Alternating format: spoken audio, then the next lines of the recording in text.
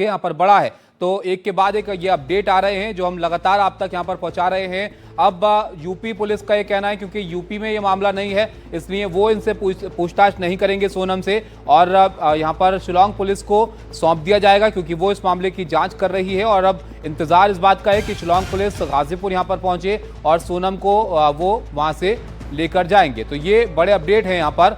लेकिन क्या इस मामले में अब तक हुआ है ये भी आप जरा यहाँ पर देखिए। राजा रघुवंशी हत्याकांड में 22 मई को लापता वो होते हैं और 2 जून को शव मिलता है और 9 जून को सोनम को गिरफ्तार यहां पर किया गया। राजा के भाई विपिन रघुवंशी ने क्या कुछ कहा, आइए सुनते हैं। देखिए इसमें जो है कल राजा रघुवंशी और सोनम रघुवंशी जो वाइफ है उसकी है, उसका फ़ोन आया था गोविंद के पास में करीब अपने 1:45 बजे करीब। तो उसने कहा था मैं बिट्टी बोल रही हूँ भैया। तो सोनम ने बोला कौन बिट्टी, बोला कि बहन सोनम रघुवंशी बोले। तो उसने कहा बोले एक काम कर, तो बिट्टी है सोनम रघुवंशी जो भी है, तो पहले मुझे वीडियो कॉलिंग कर, मुझे तेरा चेहरा दिखा, तो कौन है, वो है तो सोनम दूसरी है। तो सोनम ने वहाँ से वीडियो कॉलिंग करी। वीडियो कॉलिंग करने के बाद में कंफर्म हुआ हमारे को, तो हम लोगों ने यूपी पुलिस को फ़ोन लगाया गया है।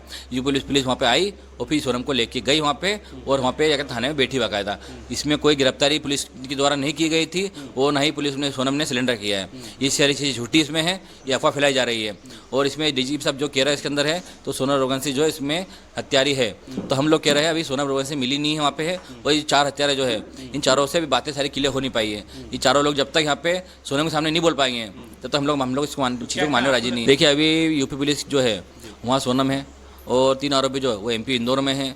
तो इन लोगों को जब तक सोनम के सामने आमने सब खड़ा नहीं किया जाएगा जब तक हम लोग माने राजी नहीं इस को। देखिए सोनम का व्यवहार इसमें अच्छा था, हमको इसमें अगर कोई डाउट नहीं लगा तो सोनम ऐसे कुछ कर सकती है, और हम लोग जब तक नहीं मानेंगे जब तक सोनम के मुँह से हम लोग सुन नहीं लें। हमारे संवाददाता तनुश्री इस वक्त सोनम के घर के बाहर से ही हमारे साथ जुड़ रही हैं। तनुश्री बताइए इस वक्त परिवार में कौन कौन वहां पर मौजूद है, क्या आपकी किसी परिवार वाले से बातचीत हुई है, क्या कहना है परिवार वालों का?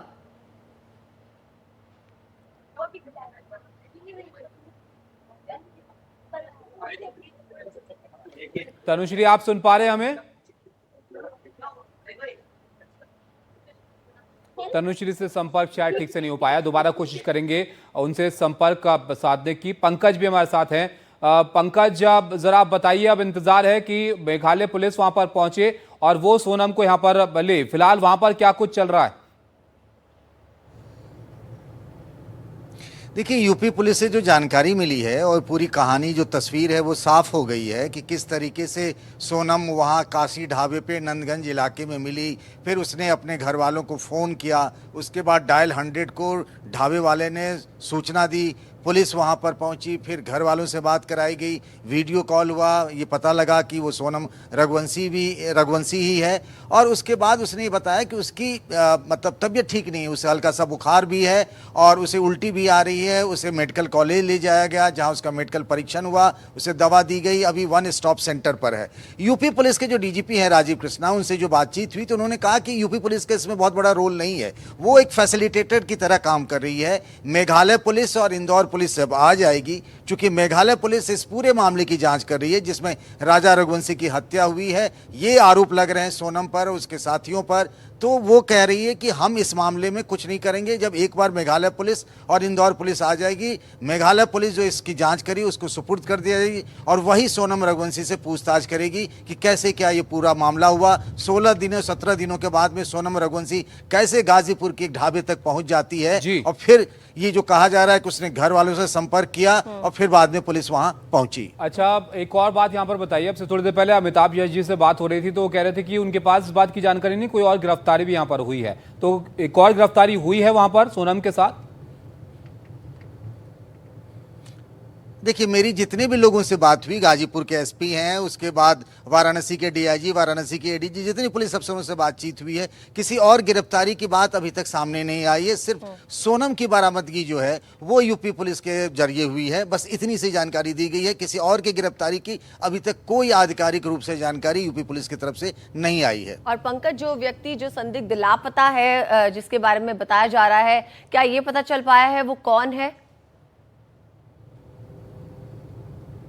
देखिए, बार बार यूपी पुलिस का यही कहना है कि उसका बहुत बड़ा रोल नहीं है, ना वो इस मामले में पूछताछ कर रही है। उसके पास सिर्फ सोनम है और सोनम महिला पुलिस के डॉक्टरों की टीम के ऑब्जर्वेशन में है। एक बार जब मेघालय पुलिस और इंदौर पुलिस आ जाएगी, वही इस मामले में पूछताछ करेगी। वो इस बारे में और ज्यादा जानकारी देने के पक्ष में नहीं है और ना उन्होंने कोई पूछताछ सोनम रघुवंशी से बहुत ज्यादा की है कि उनके साथ कौन था, क्या था, कैसे वो गाजीपुर पहुंची है। अच्छा, तो ये इंदौर और मेघालय दोनों राज्यों की पुलिस अब यहाँ पर आ रही है, ये दोनों पुलिस पूछताछ करेंगी या फिर मेघालय पुलिस को ही हैंडओवर करने की बात यहाँ पर आ रही थी सामने?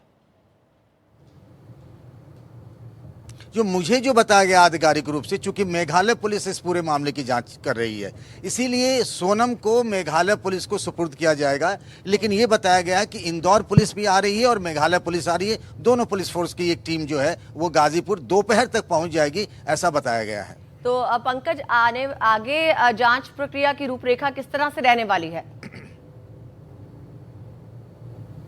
देखिए, जांच प्रक्रिया की जो रूपरेखा है वो मेघालय पुलिस के पास है। मेघालय पुलिस इस पूरे मामले की जांच करी कि राजा और सोनम वहां कैसे गए। जैसे आपने देखा, एक गाइड ने कहा कि 3 और लोगों को भी इन दोनों के साथ देखा गया, क्या सुपारी देकर के उनकी हत्या करवाई गई जैसा सोनम पर आरोप लग रहे हैं। तो पूरे मामले की जो जांच है वो मेघालय पुलिस कर रही है, इसीलिए मेघालय पुलिस ही इस बारे में आधिकारिक रूप से कुछ बता पाएगी। जी पंकज, आप रहेगा हमारे साथ। लेकिन ये जो मामला है अदिति, अब ये कई सारे एंगल इसमें बनते हुए यहाँ पर दिख रहे हैं। जो मेघालय पुलिस है वो सोनम पर ही शक जाहिर कर रही है, लेकिन सोनम का जो परिवार है वो इससे बिल्कुल इतर यहाँ पर सोच रहा है। उनके परिवार में उनके पिता की भी प्रतिक्रिया हमने यहाँ पर देखी, जो मेघालय पुलिस के काम पर यहाँ पर शक जाहिर कर रहे हैं।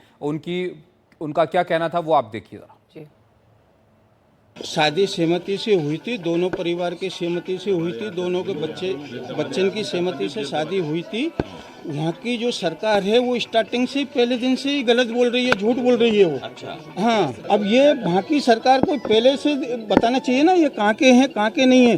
और बच्ची रात में क्या बोलते हैं गाजियाबाद में आई है, वो होटल वाले से उसने मोबाइल लिया और फिर फोन लगाया भाई के लिए। अच्छा, बेटी ने फोन लगाया? बेटी ने फोन लगाया है। मतलब बेटी खुद गाजीपुर के उस ढाबे में पहुंची है? वो ढाबे पे पहुंची है बेटी मेरी। मतलब ये भी हो सकता है कि वो जिसके चंगुल से उससे छूट के यहाँ पर आई हो? हाँ, वही चीज है ना कि उसके चंगुल से बिटिया निकल के नहीं, और इसके बाद में ढाबे वाले के पास पहुंची, वहाँ उससे रोई, ढाबे वाले से रोने के बाद में उसने मोबाइल दिया ढाबे वाले ने। अच्छा। हाँ, ढाबे वाले ने मोबाइल दिया तो फिर उसने गोविंद जी को फोन लगाया। अच्छा। हाँ, तो गोविंद जी ने फिर रात को फोन लगाया तो वहाँ पुलिस पहुंची थाने की, वहाँ ढाबे पे, ढाबे से वहाँ की पुलिस लेके आई है। कितने बजे की बात है? मतलब 2 बजे के करीब की बात है। मेरी बिट्टी से अभी मेरी बात नहीं हुई, सोनम से अकेले गोविंद जी से बात हुई है।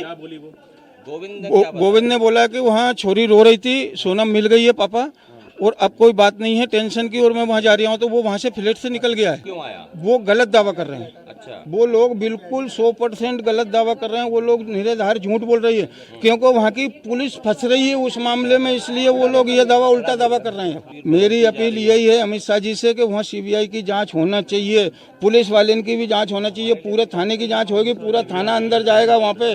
मैं 4 रोज से यही बात बोल रहा हूँ। तो आपने देखा, सोनम के जो पिता हैं वो पुलिस की ही जांच की यहां पर बात कर रहे हैं। पंकज हमारे साथ है, मुकेश भी हमारे साथ जुड़ रहे हैं। मुकेश, 4 गिरफ्तारियों की बात यहां पर मेघालय पुलिस कह रही है, एक संदिग्ध की तलाश यहां पर की जा रही है, लेकिन कई सारी बातें अब तक यहां पर सामने आ चुकी हैं। जरा बताइए आप, क्या क्या यहां पर पुख्ता हो पाया है? कौन है ये संदिग्ध, कौन है वो लोग जिनकी गिरफ्तारी हुई है, क्या इसमें पता चल पाया अब तक?